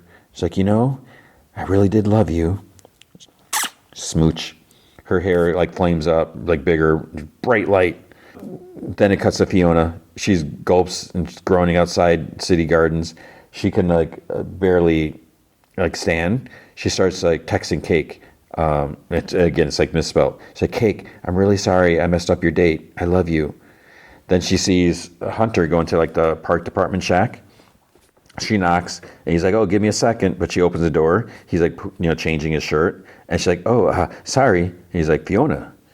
And she's like, hey, Hunter. He's like, are you okay? And she's like, sometimes you're into someone and they're sending signals, they're into you too, but then it turns out to be all in your head. And she's crying. She's like, I thought he liked me. And he's like, who? She's like, DJ Flame, but he's with a new girl and she's basically a copycat version of me. He's like, you mean Fennel? He's like, that's her name? I hate everything about her. And he's like, Fennel's actually pretty cool. We've known each other forever. And she's like, oh, damn it, what is wrong with me? He's like, hey, there's nothing wrong with you, Fiona. She's like, you're so nice. And she puts her hand on his chest. And he is like weird. He like flickers for a second. Like, did he turn into like withered old like zombie Simon or something like that? And as she leans up to kiss him, he's like, whoa, no, I mean, I like you, but you're drunk and not thinking clearly. And she's like, I'm so clear. And she tries again. He's like, Fiona. And then she's like, poop, I'm sorry. I don't know what I'm doing. But she doesn't say poop. She says, like, it's around the corner. And I saw some people like kind of, I didn't really specific, but I think some people are like upset about this, that they use profanity in Adventure Time. It bothers me a little, but not so much at this point because my daughter's old enough. But that's the thing. My daughter was teeny tiny when she started watching this, and now she's a full-fledged adult. So I think people watching this are adults, and this isn't. I don't know, but yeah, it seemed a little weird. And she's like, I'll just go. He's like, can I walk you home? She's like, stop being so nice. So at the theater in Candy Kingdom, PB's using an extinguisher on the curtains. She sighs in exasperation, so it didn't work. Simon tends Finn's burn. There's like singes around like in his beard and his lips and his shirt. Then there's another princess, like I think it was Breakfast Princess. She's like, well, Phoebe, guess you weren't the one. And Flame Princess is like, it was a long shot. I am seeing someone else now. And Breakfast is like, get out, who is it? But then the big muscle princess or whatever her name is, she like shoves Breakfast out of the way. She's like, I'm single, let me try. And Simon yells, no, muscle princess. He's like, he has weakened lips. And she like picks up Simon. She's like about to toss him or something like that. And she's like, I made a love. And so like stuff falls out of his pocket, like phone, key, some coins, a piece of like peppermint candy. And then we all see that Enchiridion is on the floor. PB picks it up and yells. She's like, princess, wait, there is something you can do to help. Fiona's trying to call Simon. His phone's like ringing, but he's still up in Muscle Princess's hands, so he doesn't know his phone's ringing. Fiona's standing in her doorway. She's trying to call Simon. She's like, of course. Simon's not picking up. He's probably busy riding baby dragons and smooching gumdrop gals. And she grabs like a bag of chips and she plops against a dresser on the floor. Save the world? I'm still a loser. And she looks over at the withered plant next to her. And she's like, God, I can't even keep a stupid plant alive. And she cries. Tears fall into the plant. Hunter's plant thing looks up. One teardrop falls right on top of her and like envelops her completely. It's like, where's my happily ever after? And she falls back on the floor and starts snoring right away. And she's dreaming, or I think she's dreaming, but then we see like sheep people like in a field. They're like sheep. There's like, they got like human faces.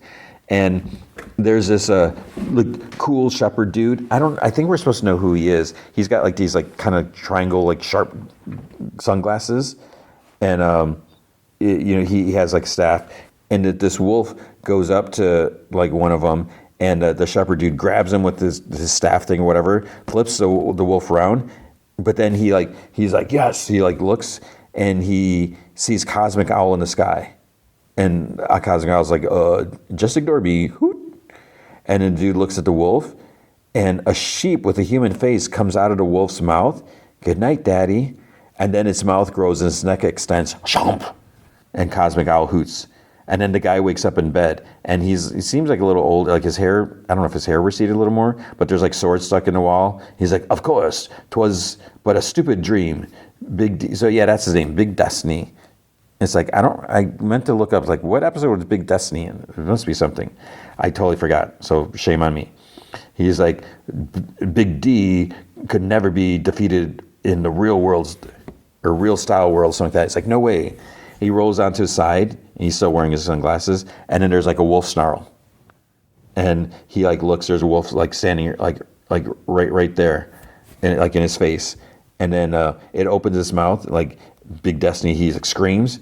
On top of the wolf is a kid with like big cartoon. So it's just like the kid, then the sheep face that chomped him. So there's a kid, he's got one of those like kind of like those leather flight mask helmet things. And he's got like a big harpoon or something like that. He's like, good night, Daddy. And then Big D's like, Peanut.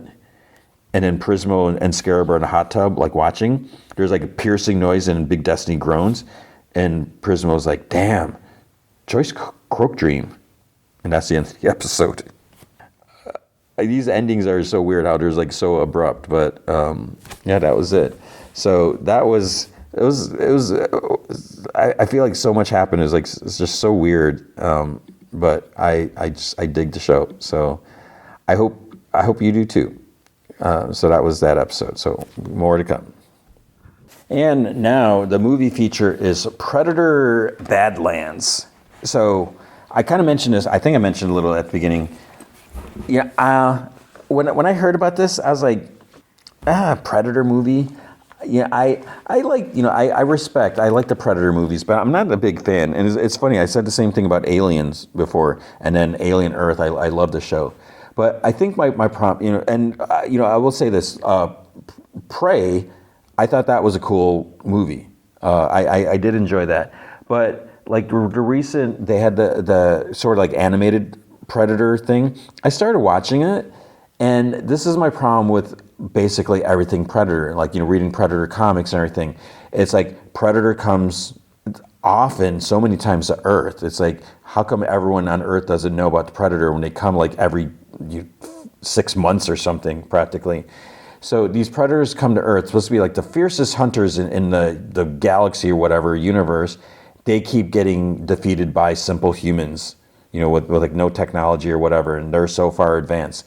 So I don't know. I could be wrong about the recent Hulu Predator animated anthology thing, but I think it was, I got to the 3rd episode and I stopped.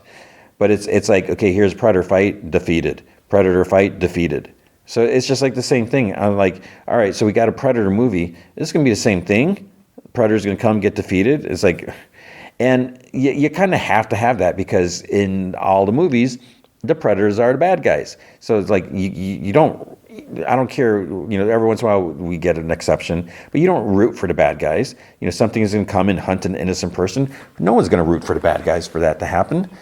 And so when I heard the Predator movie, I'm like, here we go again.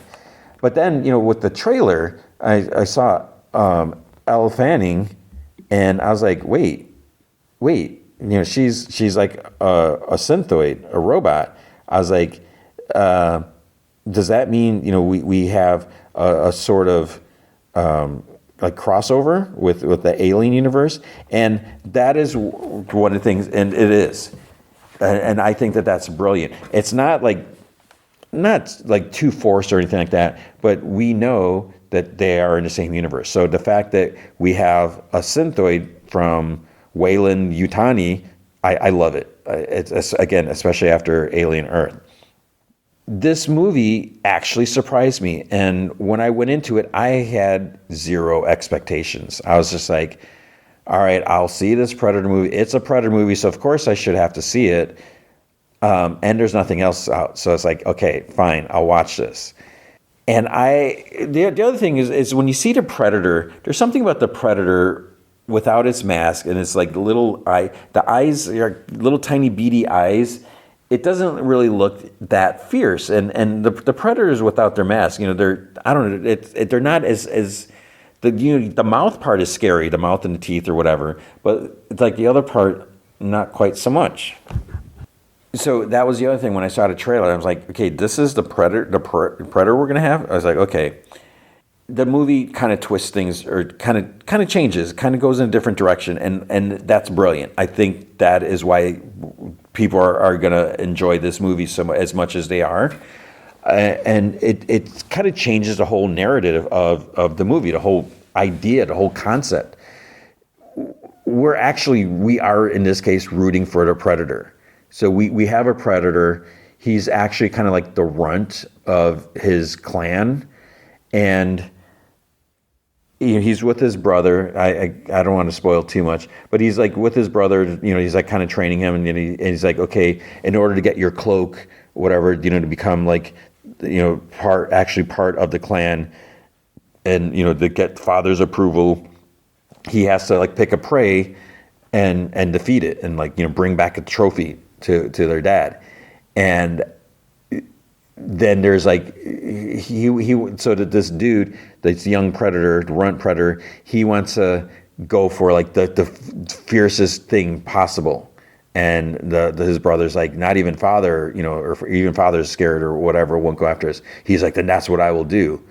And they're like, those brothers like, you may die from this. So his kind of thing is like, he has no choice. He has to go after this. But then father comes and he's not happy, and he's like, you should just kill him. He's a runt. He's a disgrace. He'll never be part. So stuff happens.